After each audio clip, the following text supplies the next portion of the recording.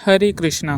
श्री चैतन्य महाप्रभु कहते हैं कि हमारे भक्ति मार्ग हमारे भौतिक बंधन से मोक्ष की ओर ले जाने वाला मार्ग है और व्यक्तिगत रूप से परम वास्तविकता अर्थात भगवान श्री कृष्ण के साथ हमारे साक्षात संबंधों के साथ स्थायी संवाद की स्थिति की प्राप्ति है। भक्ति एक ऐसा मार्ग है जिसका लक्षण संसारिक लाभ नहीं बल्कि भगवान की सेवा के माध्यम से परम आनंद की प्राप्ति है।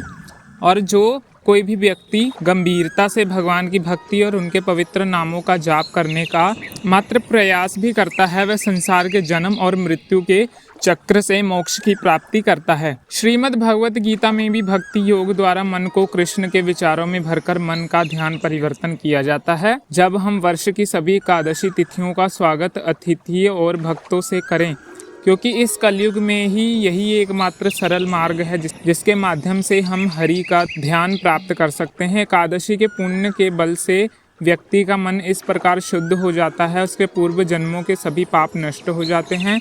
और ऐसे ही परम पावन एकादशी भाद्रपद के शुक्ल पक्ष में आने वाली पाक्ष एकादशी है, जिसे जयंत एकादशी, बामन एकादशी, ढोल 11, परिवर्तनीय एकादशी के नामों से भी जाना जाता है। इस पवित्र दिन व्यक्ति को बामन देव की आराधना करनी चाहिए जिनके नेत्र कमल के समान हैं, और ऐसे करके व्यक्ति ब्रह्मा, विष्णु और शिव सहित समस्त देवी की पूजा आराधना आप कर लेते हैं और मृत्यु के समय निसंदेह भगवान हरि के धाम जाता है। तो चलिए आज हम देखते हैं आखिर ये मंगलमयी एकादशी कब आ रही है और इस दिन व्रत पालन के मुहूर्त क्या है। आज के इस परिवर्तनीय एकादशी के पालन की संपूर्ण विधि के बारे में भी विस्तार से चर्चा करेंगे। तो चलिए आरंभ करते हैं।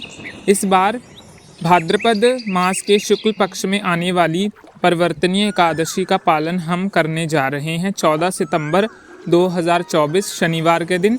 एकादशी तिथि प्रारंभ होने का जो समय है वो है 13 सितंबर 2024 शुक्रवार रात्रि 10:30 से, और पूर्ण होने का समय 14 सितंबर 2024 शनिवार रात्रि 8:41 पर। इस बार की एकादशी तिथि शुद्ध है और सूर्य उदय के जिस समय में वह उपस्थित रहेगी उस समय का पालन करेंगे, इसलिए हम उसका पालन 14 सितंबर शनिवार को ही कर रहे हैं।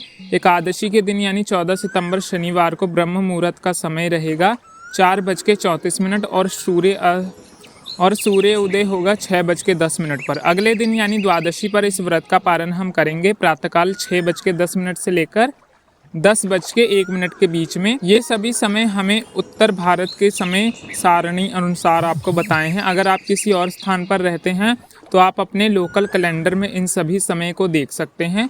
अब देखते हैं कि इस विशेष एकादशी का पालन करने की विधि क्या है। इस एकादशी का एक नाम और है परिवर्तनीय एकादशी, क्योंकि चातुर्मास के 4 मास के दौरान यही वह समय है जब योग निद्रा में शयन कर रहे भगवान विष्णु इस दिन अपनी करवट बदलते हैं, और इसलिए इस एकादशी को परिवर्तनीय एकादशी के नाम से भी जाना जाता है।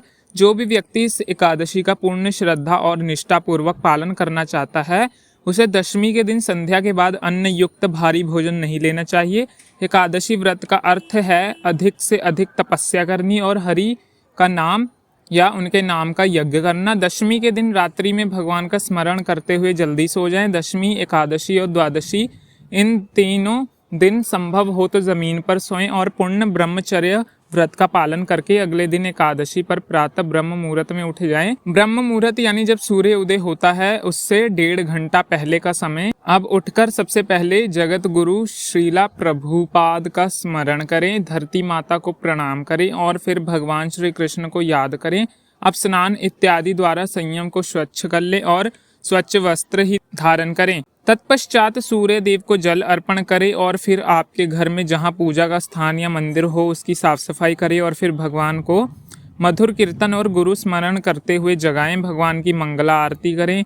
अगर घर पर नहीं कर सकते हैं तो नज़दीक के मंदिर में जाकर आप आरती कर सकते हैं। संभव नहीं है तो सुबह 4:30 बजे आप इस्कॉन वृंदावन या इकन मायापुर के मक्ष धूप दीप और पुष्प अर्पित करें। आप तुलसी आरती गा सकते हैं और फिर इनके समक्ष बैठकर हरे कृष्ण महामंत्र की माला का जप करें।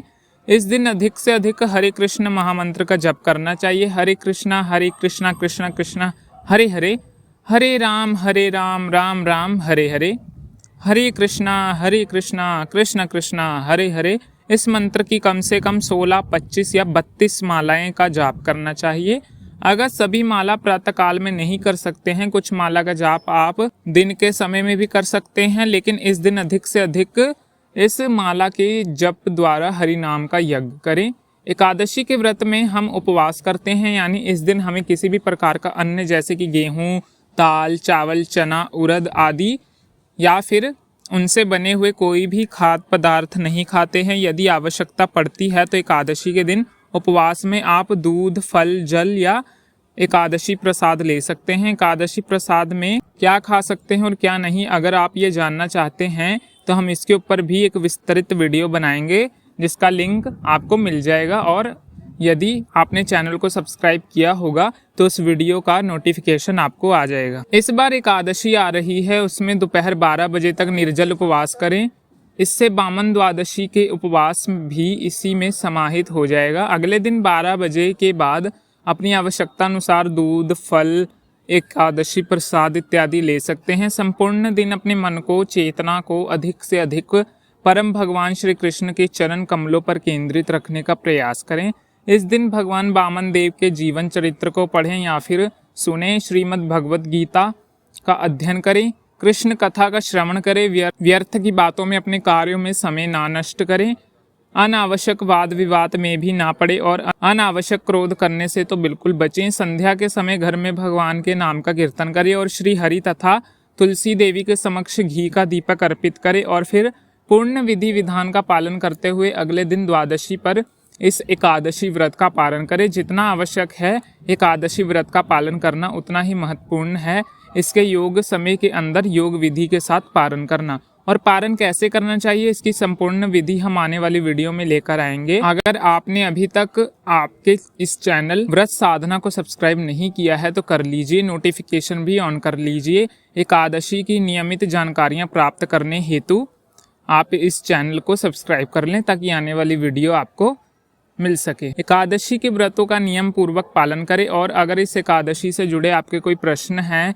तो नीचे कमेंट बॉक्स में लिखकर आप भेज सकते हैं। तो चलिए तैयार हो जाइए आने वाली पाक्ष एकादशी या परिवर्तनी एकादशी से का श्रद्धा और नियम पूर्वक पालन करने के लिए, क्योंकि इस महत्वपूर्ण एकादशी का पालन करने से बिना धार्मिक अनुष्ठान किए, बिना तीर्थ में यात्रा किए हर व्यक्ति करोड़ों पाप से मुक्त हो जाता है और जन्म मृत्यु के चक्रों से मुक्त होकर भगवान श्री कृष्ण की नित्य शरण प्राप्त कर सकता है।